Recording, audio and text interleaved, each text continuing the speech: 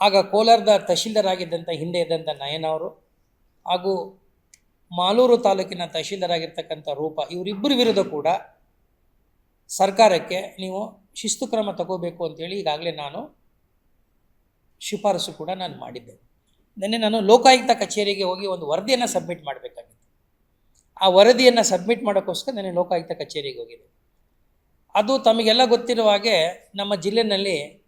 ನಮ್ಮ ಜಿಲ್ಲೆಯ ವಿಶೇಷವಾಗಿ ಕೋಲಾರ ಮತ್ತು ಮಾಲೂರು ತಾಲೂಕಿಗೆ ಸಂಬಂಧಪಟ್ಟಂಥ ಕಂದಾಯ ಮತ್ತು ಸರ್ವೆ ಇಲಾಖೆಗೆ ಸಂಬಂಧಪಟ್ಟಂಥ ಸುಮಾರು ಸರ್ಕಾರಿ ಕಡತಗಳು ನಮ್ಮ ಪಕ್ಕದ ಹೊಸಕೋಟೆಯ ಒಬ್ಬ ಸರ್ವೇಯರ್ ತೋಟದಲ್ಲಿ ಸಿಕ್ಕಿ ಅದನ್ನು ಲೋಕಾಯುಕ್ತವರು ಒಂದು ಸೋಮೋಟೋ ಕೇಸನ್ನು ದಾಖಲಿಸಿ ತಮಗೆಲ್ಲ ಗೊತ್ತಿದೆ.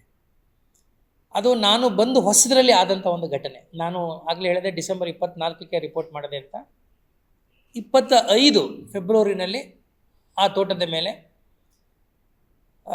ಲೋಕಾಯುಕ್ತ ಪೊಲೀಸರು ದಾಳಿ ಮಾಡಿ ಅದನ್ನೆಲ್ಲ ವಶಪಡಿಸಿಕೊಂಡು ಲೋಕಾಯುಕ್ತ ಸಂಸ್ಥೆಯಲ್ಲಿ ಈಗ ಅದು ತನಿಖೆ ಪ್ರಗತಿಯಲ್ಲಿ ಇದೆ.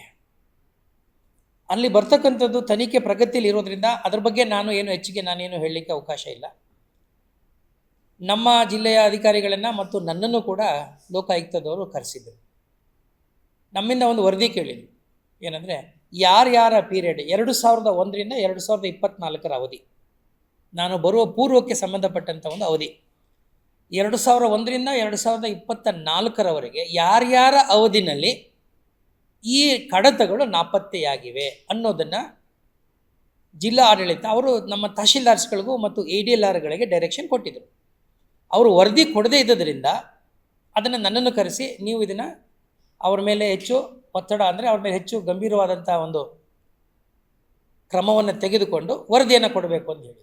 ಸೊ ಆ ವರದಿಯನ್ನು ನಾನು ನಿನ್ನೆ ಸಬ್ಮಿಟ್ ಮಾಡಿದ್ದೀನಿ. ಆ ಪ್ರಕಾರ ಆ ಒಂದು ಪ್ರಕರಣಕ್ಕೆ ಸಂಬಂಧಪಟ್ಟಂಗೆ ಆ ಪ್ರಕರಣದ ಸಂಖ್ಯೆ ಬಹುಶಃ ತಮಗೆಲ್ಲ ಗೊತ್ತಿದೆ.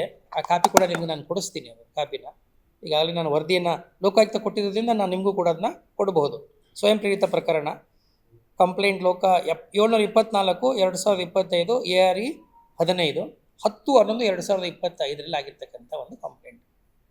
ಇದಕ್ಕೆ ಸಂಬಂಧಪಟ್ಟಂಗೆ ನಾನು 2 ತಹಶೀಲ್ದಾರ್ಗಳು ಸಕಾಲದಲ್ಲಿ ವರದಿಯನ್ನು ಕೊಟ್ಟಿಲ್ಲ. ಎಷ್ಟೇ ಅವರಿಗೆ ನಾನು ನೂತನವಾಗಿ ಪ್ರಾರಂಭವಾಗಿರುವ ಶ್ರೀವೇಣು ಟಿವಿಎಸ್ ಶೋರೂಮ್ನಲ್ಲಿ ಟಿವಿಎಸ್ ಕಂಪನಿಯ ಎಲ್ಲಾ ರೀತಿಯ ಪೆಟ್ರೋಲ್ ಮತ್ತು ವಿದ್ಯುತ್ ಚಾಲಿತ ಬೈಕ್ಗಳಿಗಾಗಿ ಎಂದೇ ಭೇಟಿ ನೀಡಿ. ವಿಳಾಸ ಬೈಪಾಸ್ ರಸ್ತೆ, ಮಾರುತಿ ನೆಕ್ಸಾ ಕಾರ್ ಶೋರೂಮ್ ಪಕ್ಕ, ಕೋಲಾರ. ಹೆಚ್ಚಿನ ಮಾಹಿತಿಗಾಗಿ ಸಂಪರ್ಕಿಸಿ 9986833899 ಅಥವಾ 9986933299.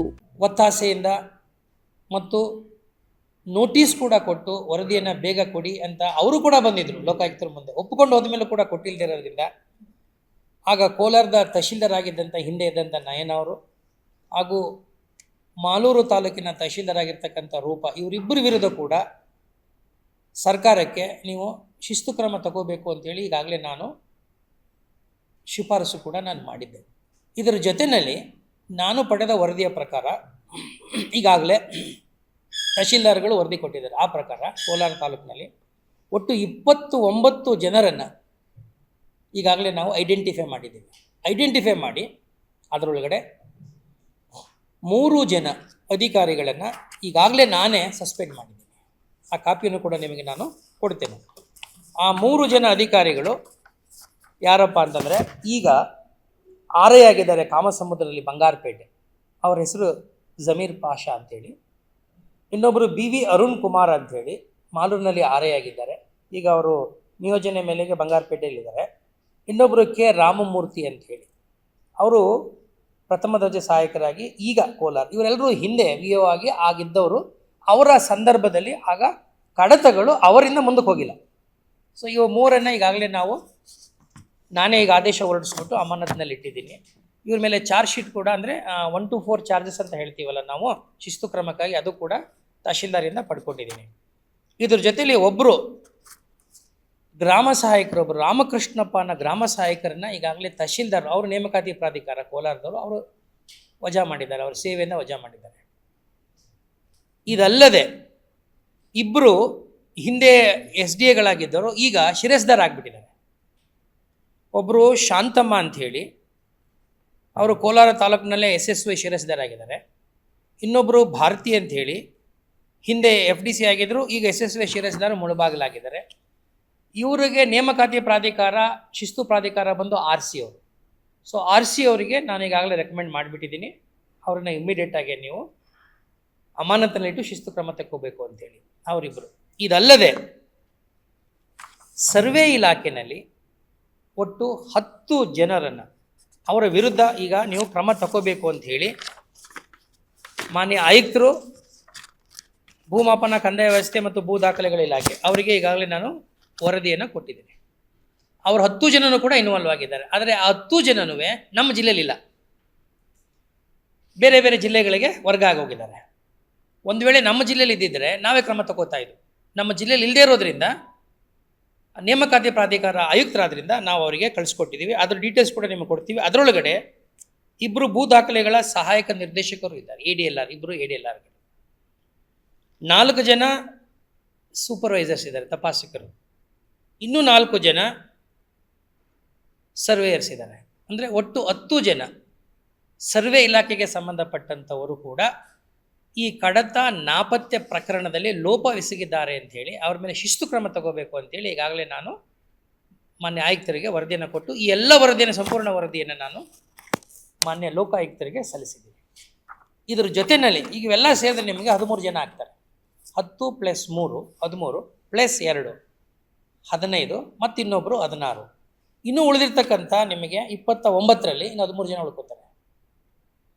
ಆ 13 ಜನರ ಬಗ್ಗೆ ಏನಾಗಿದೆ, ಕೆಲವರು ಮಾಹಿತಿ ಇಲ್ಲ, ಕೆಲವರು ಟ್ರಾನ್ಸ್ಫರ್ ಆಗಿದ್ದಾರೆ, ಇನ್ನು ಕೆಲವರು ರಿಟೈರ್ ಆಗಿದ್ದಾರೆ ಅಂತ ತಹಶೀಲ್ದಾರು ಟೈಮ್ ಕೇಳಿದ್ದಾರೆ.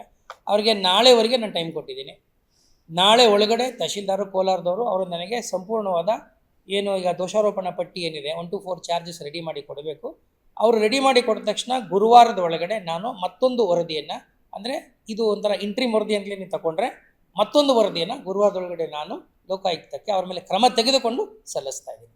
ಇದು ಬಹಳ ಮುಖ್ಯವಾದಂಥದ್ದು. ಯಾಕೆಂದರೆ ನಾನು ಬಂದ ಹೊಸದರಲ್ಲಿ ಅದೇ ಹಿಂದಿನ ಒಂದು ಅವಧಿಗೆ ಸಂಭವಿಸಿದ್ರಿಂದ ಅದಕ್ಕೆ ಸಂಬಂಧಪಟ್ಟಂಥ ಅಧಿಕಾರಿಗಳು ಯಾರ್ಯಾರಿದ್ರು ಅಂತ ಐಡೆಂಟಿಫೈ ಮಾಡಿ ಅವ್ರ ಮೇಲೆ ನಾವು ಅಕೌಂಟಬಿಲಿಟಿ ಫಿಕ್ಸ್ ಮಾಡಬೇಕಾದ್ರಿಂದ ಮಾನ್ಯ ಲೋಕಾಯುಕ್ತರ ನಿರ್ದೇಶನದ ಪ್ರಕಾರವಾಗಿ ನನಗೇನು ಅವರು ಡೈರೆಕ್ಷನ್ ಕೊಟ್ಟಿದ್ರು ಆ ಪ್ರಕಾರವಾಗಿ ನಾನು ವರದಿಯನ್ನು ಜಿಲ್ಲಾಡಳಿತದಿಂದ ಕೊಟ್ಟಿದ್ದೇನೆ. ಅದು ನಿಮ್ಮ ಮಾಹಿತಿಗಿರಲಿ. ಸರ್ವೇಯರ್ಸ್ಗಳದ್ದು ಒಂದು ಲಿಸ್ಟ್ ಕೂಡ ನಿಮಗೆ ಕೊಡ್ತೀನಿ ಯಾರ್ಯಾರಿದ್ದಾರೆ ಅಂತ. ಯಾಕೆಂದರೆ ಅವರಲ್ಲಿ ಭಾಳ ಜನ ಅಲಾಂಗ್ ವಿತ್ ಫೋನ್ ನಂಬರ್ಸು ಕೊಟ್ಬಿಟ್ಟಿದ್ದೀನಿ ನಾನು, ಯಾಕೆಂದರೆ ಅವರಲ್ಲಿ ಬೇರೆ ಕಡೆ ಇದ್ದಾರೆ ಅವರು.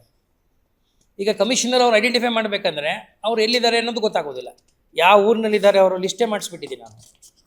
ಉದಾಹರಣೆಗೆ ಕಾರಣಕರ್ತರ ನಾಯಕರೊಬ್ಬರು ಯಾರು KR ಜಗದೀಶ್ ಅಂತ, ಅವರು ಎಲ್ಲಿದ್ದಾರೆ, ಈಗ ಚಿಕ್ಕನಾಯಕನಹಳ್ಳಿ ತಾಲೂಕಿನಲ್ಲಿ ಇದ್ದಾರೆ, ಕೆಲಸ ನಿರ್ವಹಿಸ್ತಿದ್ದಾರೆ. ಅವ್ರ mobile along with mobile number ಕೊಟ್ಟಿದ್ದೀನಿ. ಆ ಥರ 10 ಜನ. ಇನ್ಯಾರೋ ಒಬ್ಬರು ಗ್ರಾಮಾಂತರ ಜಿಲ್ಲೆಯಲ್ಲಿದ್ದಾರೆ, ಇನ್ನು ಕೆಲವರು ಪಕ್ಕದ ತುಮಕೂರಿನಲ್ಲಿದ್ದಾರೆ. ಇಬ್ಬರದು ಮಾಹಿತಿ ನಮಗೂ ಸಿಕ್ಕಿಲ್ಲ. ಒಬ್ಬರು ಬೇರೆ ಕಡೆ ಕೆಲಸ ಮಾಡ್ತಾ ಇದ್ದಾರೆ ಅಂತ ನಮ್ಮ ಜಿಲ್ಲೆಯವರಿಗೆ ಸಿಗ್ತಾ ಇಲ್ಲ, ಬಟ್ ಆಯುಕ್ತರಿಗಂತೂ ಸಿಗ್ತದೆ. ಸೊ ಇದಿಷ್ಟು ಮಾಹಿತಿಯನ್ನು, ವರದಿಯನ್ನು ನಾನು ನಿಮ್ಮ ಗಮನಕ್ಕೆ ತರಬೇಕಾಗಿತ್ತು.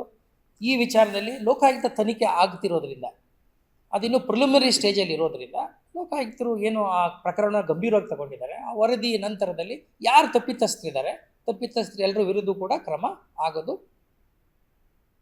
100% ನಿತ್ಯ, ಅದಂತೂ ಸತ್ಯ. ನಮಗೆ ಗೊತ್ತಿಲ್ಲ, ಯಾಕೆಂದರೆ ತನಿಖೆ ನಾನು ಮಾಡ್ತಾ ಇಲ್ಲ, ತನಿಖೆ ಮಾಡಿದ ಲೋಕಾಯುಕ್ತವರು. ಹಾಗಾಗಿ ತನಿಖೆ ನಡೀತಿರುವ ಹಂತದಲ್ಲಿ ನಾನು ಕಮೆಂಟ್ ಮಾಡೋದು ತಪ್ಪಾಗುತ್ತೆ. ನನಗೆ ಕೊಟ್ಟ ಡೈರೆಕ್ಷನ್ ಅಂದರೆ, ನೀವು ಯಾವ್ಯಾವ ಅಧಿಕಾರಿಗಳಿದ್ದರು ಆ ಸಂದರ್ಭದಲ್ಲಿ ಯಾರ್ಯಾರು ಲೋಪ ಮಾಡಿದರು. ಈಗ ಪ್ರತಿಯೊಂದು ಕಡತ ಮೂವ್ಮೆಂಟ್ ನಮ್ಗೆ ಗೊತ್ತಾಗುತ್ತಲ್ವ. ನನ್ನಿಂದ ಹೋದರೆ ಇನ್ನೊಂದು ಆಫೀಸ್ಗೆ ಹೋಗುತ್ತೆ, ಇನ್ನೊಂದು ಆಫೀಸಿಂದ ಇನ್ನೊಬ್ಬರ ಹತ್ರ ಹೋಗುತ್ತೆ, ಇನ್ನೊಬ್ಬರಿಂದ ಇನ್ನೊಂದು ಹೋಗುತ್ತೆ. ಅಂದರೆ ಅಲ್ಲಿ ಒಂದು ನೀವು ಅಕ್ನಾಲೇಜ್ಮೆಂಟ್ ಅಂತ ತಗೋತೀರಿ, ಸ್ವೀಕೃತಿ. ಈಗ ನಾನು ಸರ್ವೇಯರಿಂದ ಅಸಿಸ್ಟೆಂಟ್ ಡೈರೆಕ್ಟರ್ ಕಳಿಸಿದರೆ ಅಲ್ಲಿ ನನ್ನ ಹತ್ರ ದಾಖಲೆ ಇರಬೇಕು, ಅಲ್ಲಿಂದ DDR ಕಳಿಸಿದರೆ ಅಲ್ಲಿ ದಾಖಲೆ ಇರಬೇಕು, ಅಥವಾ ಕೆಳ ಹಂತದಲ್ಲಿ ಏನಾದರೂ ಪೋಸ್ಟ್ ಆಗಿದೆಯಾ, ಡಿಸ್ಪ್ಯಾಚ್ ಆಗಿದೆಯಾ, ದಾಖಲೆ ಇರಬೇಕಲ್ಲ. ಎಲ್ಲಿ ನಾಪತ್ತೆ ಆಗಿದೆ, ಎಲ್ಲಿ ಕಳೆದೋಗಿದೆ ಕಡತ ಅನ್ನೋ ವಿಚಾರದಲ್ಲಿ ಈಗ ನಾವೇನು 29 ಜನ ಐಡೆಂಟಿಫೈ ಮಾಡಿ ನಮ್ಮ ತಹಶೀಲ್ದಾರ್ ವರದಿ ಕೊಟ್ಟಿದ್ದಾರೆ ಮತ್ತು ADL ವರದಿ ಕೊಟ್ಟಿದ್ದಾರೆ. ಅದರ ಆಧಾರದ ಮೇಲೆ ನಾನೀಗ ಕ್ರಮ ತಗೊಂಡೆ.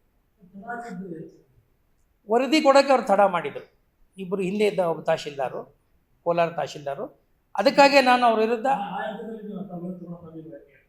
ನನಗೆ ವರದಿ ಕೊಡಬೇಕಾಗಿತ್ತು ತಹಶೀಲ್ದಾರು. ಈಗ ತಹಶೀಲ್ದಾರರು ವರದಿ ಕೊಡದೆ, ಯಾಕೆಂದರೆ ಅವ್ರ ಆಫೀಸ್ದಿದ್ದು ನಿಮ್ಮ ಆಫೀಸ್ನಲ್ಲಿ ನೀವಿರಲಿಲ್ಲ ಅವಾಗ, ಹಿಂದೆ ಇದ್ದಿರಿ, ಬಟ್ ನೀವು ಮಾಹಿತಿ ಕೊಡಬೇಕಲ್ಲ. ಅವ್ರನ್ನ ತಹಶೀಲ್ದಾರು ಕೊಡದೇ ಇದ್ದರಿಂದ, ADLR ಕೊಡದೇ ಇದ್ದರಿಂದ ನನ್ನನ್ನು ಕರೆಸಿದ್ರು ಹೋಗ್ತಾಯಿದ್ರು. ನಿಮ್ಮ ಅಧಿಕಾರಿಗಳು ಸಹಕಾರ ಕೊಡ್ತಾ ಇಲ್ಲ, ಸೊ ನೀವು ಸ್ವಲ್ಪ ಜವಾಬ್ದಾರಿ ತಗೊಂಡು ನೀವು ಕೊಡಿಸಿ ಅಂತ ನನಗೆ ಹಾಕಿದಾಗ ಇದು ಇಷ್ಟು ವರದಿ ಕೊಡ್ಲಿಕ್ಕೆ ಸಾಧ್ಯವಾಯಿತು. ಇಲ್ಲ ಇದು ನನಗೆ ಗೊತ್ತಿಲ್ಲ. ಅವರ ತೋಟದಲ್ಲಿ ಸಿಕ್ಕಿದ್ದಂಥ ಕಡತಗಳು, ಆ ಕಡತಗಳು ಯಾವುದಕ್ಕೆ ಸಂಬಂಧಪಟ್ಟಿದ್ದು ಅಂತ ತನಿಖೆಯಿಂದ ಗೊತ್ತಾಗಬೇಕೇವೇನೋ, ನಮಗೇನು ಗೊತ್ತಿಲ್ವಲ್ಲ. ಪೊಲೀಸ್ ಸೋಮೋಟೋ ಕೇಸ್ ಹಾಕ್ಕೊಂಡಿರೋದಿದೆ. ಸೊ ಹಾಗಾಗಿ ತನಿಖೆ ಅವರೇ ಮಾಡ್ತಿರೋದ್ರಿಂದ ತನಿಖಾ ಒಂದು ಹಂತದಲ್ಲಿರುವಾಗ, ಪ್ರಗತಿಯಲ್ಲಿರುವಾಗ ನಮ್ಗೆ ಅದ್ರ ಬಗ್ಗೆ ಏನೂ ಮಾಹಿತಿ ಗೊತ್ತಾಗೋದಿಲ್ಲ. ನಾವು ತನಿಖೆಗೆ ಏನು ಸಹಕಾರ ಕೇಳಿದ್ದಾರೆ ಆ ಸಹಕಾರವನ್ನು ಜಿಲ್ಲಾಡಳಿತದಿಂದ ಕೇಳಿದೆ ಕೊಟ್ಟಿದ್ದೀವಿ. 29 ಜನರ ಮೇಲೂ ಕೂಡ ಈಗ ನನ್ನ ಹಂತದಲ್ಲಿ ಕ್ರಮ ತಗೊಳ್ಳೋಕೆ 3 ದಿವಸ ಸಸ್ಪೆಂಡ್ ಮಾಡಿಬಿಟ್ಟೆ. 24 ಅವತ್ತೇ ಶನಿವಾರನೇ ಮಾಡಿಬಿಟ್ಟೆ, ಶುಕ್ರವಾರನೇ ಮಾಡಿದೆ ನಾನು. ವರದಿ ಬಂದ ತಕ್ಷಣ ಇಮಿಡಿಯೇಟಾಗಿ ಸಸ್ಪೆಂಡ್ ಮಾಡಿದ್ದೀನಿ. ಗ್ರಾಮ ಸಹಾಯಕ ಇಲ್ಲೇ ಇದ್ದಾರೆ, ಅವ್ರನ್ನ ಅಧಿಕಾರ ಇರ್ತಕ್ಕಂಥದ್ದು ತಹಶೀಲ್ದಾರ್ಗೆ. 3 ಜನ ಸಸ್ಪೆಂಡ್ ಆಗಿದ್ದಾರೆ, ಒಬ್ಬರು ಡಿಸ್ಮಿಸ್ ಆಗಿದ್ದಾರೆ, ಅದು ಕೊಡ್ತೀನಿ ನಿಮಗೆ. ಇನ್ನು ಇಬ್ಬರು ನನಗೆ ಅಧಿಕಾರ ಇಲ್ಲ, ಅವರಿಬ್ಬರು ಶಿರಸ್ದಾರ್ ಆಗಿಬಿಟ್ಟಿದ್ದಾರೆ. ಹಂಗಾಗಿ ನಾನು RC ಕಳಿಸಿದ್ದೀನಿ, ನೀವು ಅವ್ರನ್ನ ಇಮಿಡಿಯೇಟ್ ಸಸ್ಪೆಂಡ್ ಮಾಡಬೇಕು ಅಂತ. ಈ 10 ಜನ ಆಗಲೇ ನಾನೇನು ಹೇಳಿದೆ, ಸರ್ವೇಯರ್ಸ್ಗಳು ಮತ್ತು ADLRಗಳು, ಅದಕ್ಕೆ ಅಪಾಯಿಂಟಿಂಗ್ ಅಥಾರಿಟಿ SSLR ಅಂದರೆ ಕಮಿಷನರು. ಸೊ ಅವರಿಗೆ ಕಳಿಸ್ಬೇಕು, ಮತ್ತು ಅವ್ರು ಯಾರು ನಮ್ಮ ಜಿಲ್ಲೆಗೆ ಕೆಲಸ ಮಾಡ್ತಾರೆ, ಈಗ ಇಲ್ಲಿದ್ದು ಟ್ರಾನ್ಸ್ಫರ್ ಆಗಿ ಕೊಟ್ಟಾಗಿದೆ.